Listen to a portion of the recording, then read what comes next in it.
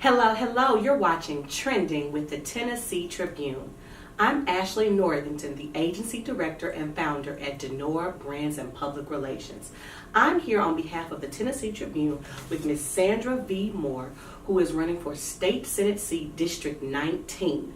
We're here to learn about the candidates running for office so that you can be informed about the issues that matter to you most. So let's do it and let's jump right in.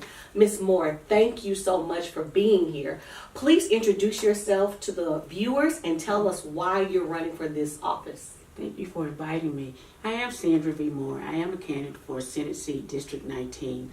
And the reason that I'm running is that the community that I serve, or the people that I serve on my job, they have mental health needs. And I hear a lot of times that they are in need of resources. And so when I'm hearing that these resources are needed, I have that passion to want to help more. And that's one of the reasons why I am running for State Senate Seat 19. Wonderful, wonderful.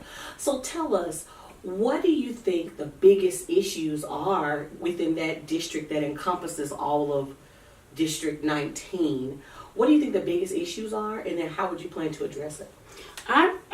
The job that I deal with, I'm an in-home specialist counselor, and so I hear a lot of healthcare needs. Mm-hmm. And so when I hear a lot about healthcare needs, I want to make sure that they are being provided, as I said before, the resources, where to go, mm-hmm. how much things will cost them, how much will they have to have out-of-pocket expenses. Sure. And so one of the things that I want to do in that, because when I was a Metro Council member for 8 years, I had monthly meetings. And so in order for individuals to understand about health care, we need to be very reactive in trying to make sure that they're getting to the right resources and have health fairs, have public hearings, but also have a plan of action behind that. Wonderful, yeah. So it sounds like health care is the big priority for you. Yes, it is. Okay, wonderful. So what do you think has prepared you to be a state senator?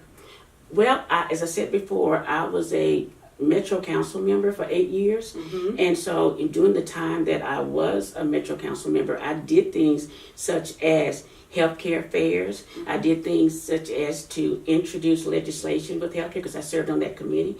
And I was also a part of the Metro Action Commission that also dealt with healthcare for the public that they served as well. Wonderful. So what inspired you to become a senator? Was this something that you always had on your mind, even when you were on the city council? Or was there one thing that came up recently that said, you know what, I want to run for state senate? No, this was very well thought out. I had thought about this last year, mm-hmm. and I said, well, am I ready for this journey? Am I ready for this challenge? And, even though my mom is deceased, she's the one who has inspired me to be involved in the community ever since she introduced me to be a person that, did watch. I was a watch coordinator on my neighborhood. So Therefore I said, well, Mama, why are you doing this? She said, well, because I want you to prepare you for things in the future. And so she inspired me to excel in being involved in the community as well. Wonderful. Mm-hmm. So being a senator, of course, as you know, involves a lot of lawmaking, rule making, policy making. So if you had the power, it were up to you, if you could wave a magic wand, what would be a public policy that you would look to change, adjust, or reverse, and why? One of the policies that I know that I would change, I have to keep alluding to the clients that I serve, mm-hmm. or the families that I serve. They had a problem with medication management. They had a problem with cost, the expenses of it. Sure. And so if I could change that, and plus there was a ruling by our Governor Haslam that they had to limit the amount of medication these persons had to deal with. And so then that means that doctors had to get involved to advocate that they get this kind of medication that they needed. So if medication was, is a policy with the state, I would try to change that. Wonderful, wonderful. So now I'm going to ask you a really tough question. It's my favorite question. Okay. And that's, why should the voters elect you?